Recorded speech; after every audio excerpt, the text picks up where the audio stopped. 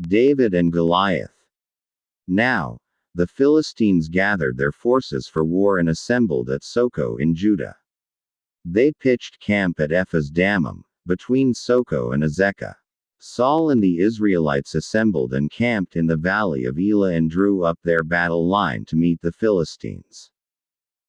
The Philistines occupied one hill and the Israelites another, with the valley between them.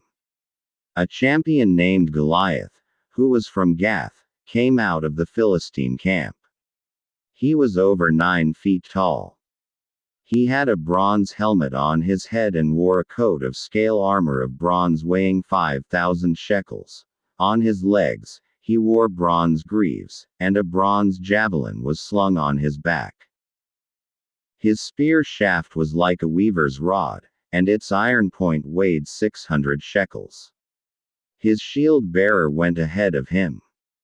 Goliath stood and shouted to the ranks of Israel, "Why do you come out and line up for battle?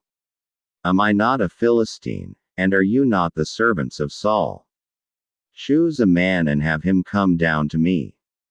If he is able to fight and kill me, we will become your subjects, but if I overcome him and kill him, you will become our subjects and serve us." Then the Philistine said, "This day I defy the ranks of Israel. Give me a man and let us fight each other." On hearing the Philistines' words, Saul and all the Israelites were dismayed and terrified. Now David was the son of an Ephrathite named Jesse, who was from Bethlehem in Judah. Jesse had 8 sons, and in Saul's time, he was old and well advanced in years. Jesse's 3 oldest sons had followed Saul to the war.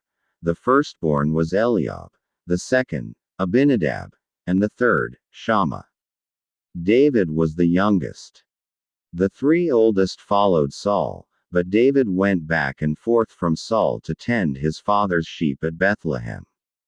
For 40 days, the Philistine came forward every morning and evening and took his stand. Now Jesse said to his son David, "Take this ephah of roasted grain and these 10 loaves of bread for your brothers and hurry to their camp. Take along these 10 cheeses to the commander of their unit. See how your brothers are, and bring back some assurance from them. They are with Saul and all the men of Israel in the valley of Elah, fighting against the Philistines."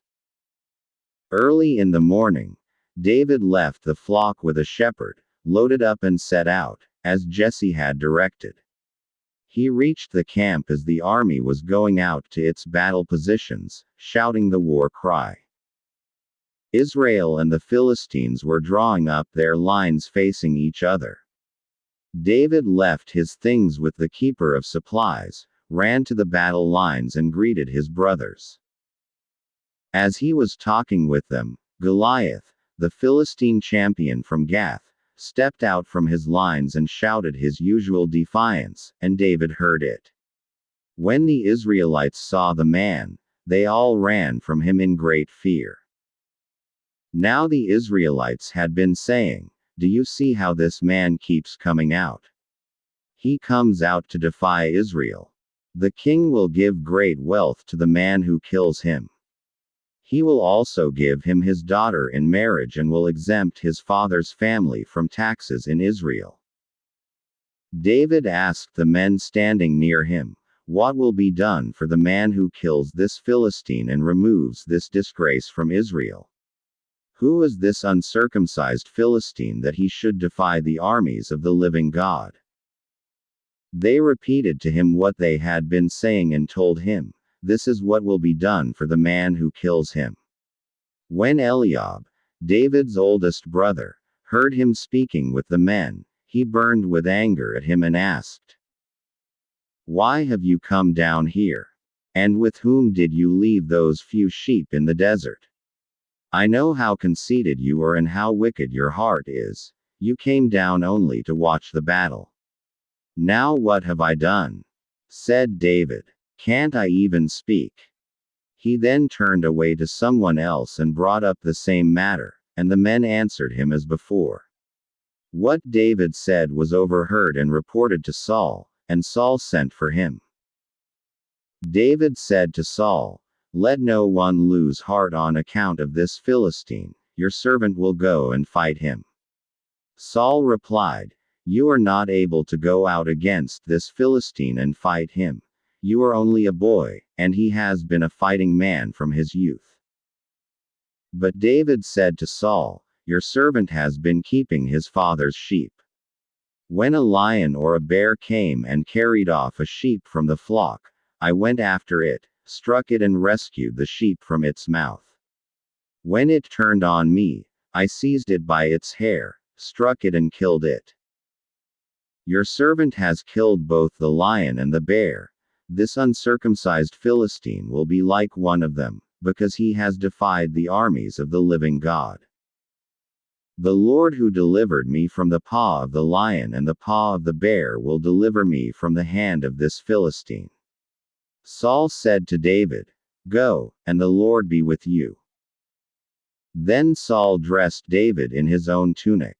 He put a coat of armor on him and a bronze helmet on his head. David fastened on his sword over the tunic and tried walking around, because he was not used to them. "I cannot go in these," he said to Saul, "because I am not used to them." So he took them off. Then he took his staff in his hand, chose 5 smooth stones from the stream, put them in the pouch of his shepherd's bag, and, with his sling in his hand, approached the Philistine. Meanwhile, the Philistine, with his shield-bearer in front of him, kept coming closer to David. He looked David over and saw that he was only a boy, ruddy and handsome, and he despised him. He said to David, "Am I a dog, that you come at me with sticks?" And the Philistine cursed David by his gods. "Come here," he said, "and I'll give your flesh to the birds of the air and the beasts of the field."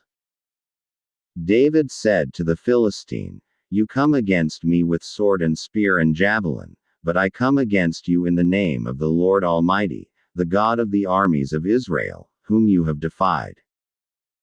This day the Lord will hand you over to me, and I'll strike you down and cut off your head. Today I will give the carcasses of the Philistine army to the birds of the air and the beasts of the earth, and the whole world will know that there is a God in Israel. All those gathered here will know that it is not by sword or spear that the Lord saves, for the battle is the Lord's, and he will give all of you into our hands." As the Philistine moved closer to attack him, David ran quickly toward the battle line to meet him. Reaching into his bag and taking out a stone, he slung it and struck the Philistine on the forehead. The stone sank into his forehead, and he fell face down on the ground. So David triumphed over the Philistine with a sling and a stone. Without a sword in his hand, he struck down the Philistine and killed him. David ran and stood over him. He took hold of the Philistine's sword and drew it from the scabbard. After he killed him, he cut off his head with the sword. When the Philistines saw that their hero was dead, they turned and ran. Then the men of Israel and Judah surged forward with a shout and pursued the Philistines to the entrance of Gath and to the gates of Ekron. Their dead were strewn along the Shaaraim road to Gath and Ekron.